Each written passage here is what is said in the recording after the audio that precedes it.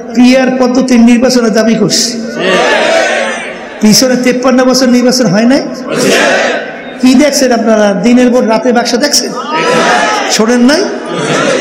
এই কালো টাকার দৌরাত্ম, গুন্ডাদের তাণ্ডবে ঠিক মতো মানুষ ভোট দিতে পারছে? হ্যাঁ, তাহলে এখন যে পরিবেশ, এর সে ব্যতিক্রমটা কি হয়? এই 53 বছর দেশটা সুন্দর কাঠামো তৈরি হয় নাই। আপনি অন্যান্য দেশ দেখেন, মালয়েশিয়া দেখেন, চীন দেখেন, অন্যান্য দেশগুলো, থাইল্যান্ড দেখেন, বাংলাদেশ পর স্বাধীন এবং তাদের অবস্থান আমাদের বাংলাদেশের অবস্থান। এই সুরাগো জ্বালায়, গুন্ডাদের জ্বালায় এই দেশটা সুন্দর হয় নাই। এখন আমরা ইসলামী আন্দোলন বাংলাদেশ, এই দেশে আমি জন্মগ্রহণ করছি, আমরা এই দেশে জন্মগ্রহণ করছি, এই দেশে ভালো মন্দ এটা নিয়ে চিন্তা করতে হবে, কথা বলতে হবে, এটা আমাদের দায়িত্ব নাই? এর জন্যই কথা বলছি। আর যখন বিরুদ্ধে যায় কারো, তখন এটা চরমনাই ভালো না, তখন খারাপ খারাপ আর ভালো বলো মূল্যে যাইতেই হবে। কথা ঠিক না ভাই? ঠিক।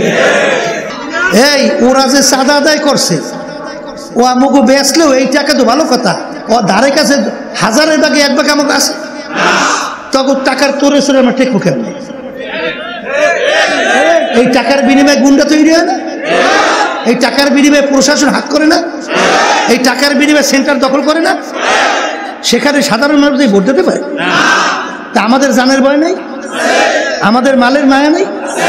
তা লেভেল প্লেইং ফিল্ড যদি না হয়, সেখানে নির্বাচন হয় কিভাবে?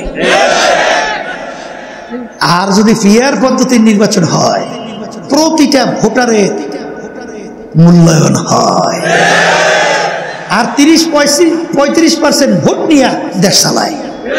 আগে পরে নির্বাচন পদ্ধতি, আর 60-65% ভোট যারা দেশে, তাদের ভোট কোনো কাজেই লাগে না। আর পিয়ার পদ্ধতির নির্বাচনে প্রতিটা ভোটারের মূল্যায়ন হবে। কথা বুঝতে পারছেন? আর এককভাবে কোনো ফ্যাসিস্ট চরিত্র হওয়ার মতো সরকার তৈরি করতে পারবে না। কথা বলছে, ওই এককভাবে ক্ষমতায় যাইয়া এবার সংবিধানের বানায় চটি বই, এবং নিজেদের দল এবং নিজের স্বার্থের জন্য ওদের খালি কানে আছে।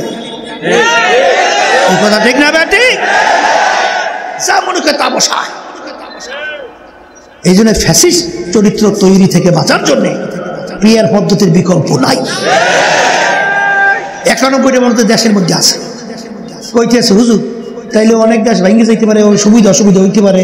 তাহলে যারা পিয়ার অ্যাপ্লাই করছে, তারা কেউ কেউ সুবিধা অসুবিধার জন্য কেউ ফেরছে? আপনারা জানেন? বরঞ্চ নতুন নতুন আর দেশ পিয়ার পদ্ধতি যাইতে চায় না। হ্যাঁ, আর হেরা বলে কলে পিয়ার বলে খায় না, মাথায় দেয়। ওর এটা খাইবে, মাথায় দেবে কা? এটা তো দেশ সুন্দর করার জন্য লাগে, প্রতিটা মানুষের ভোটের মূল্যায়নের জন্য লাগে, এবং ফ্যাসিস্ট চরিত্রের সরকার এইটাকে বাধা দেওয়ার জন্য এটা লাগে। কথা ঠিক কিনা? এরপর আবার কথা আছে, শোনেন, এই পদ্ধতির নির্বাচনে কখনোই ছোট ছোট রাজনৈতিক দলগুলো জীবনেও সংসদে যাইতে পারবে না। এই কায়দা নাই।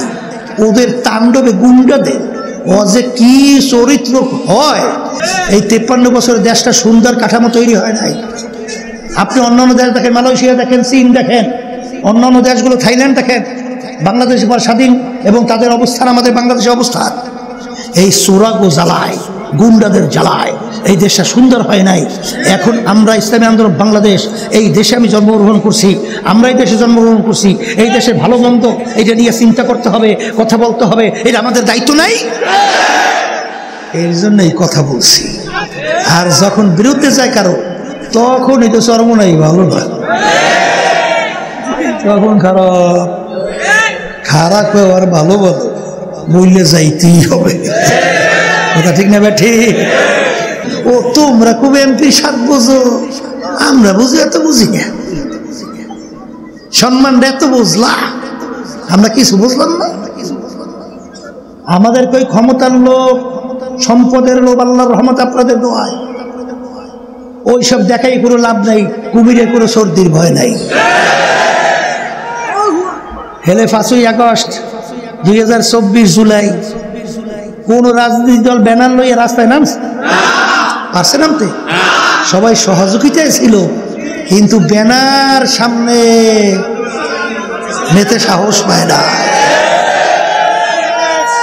এই গুলির মুখে নামছি, বোঝেন না বাংলা, কিছু বাংলা বোঝেন না।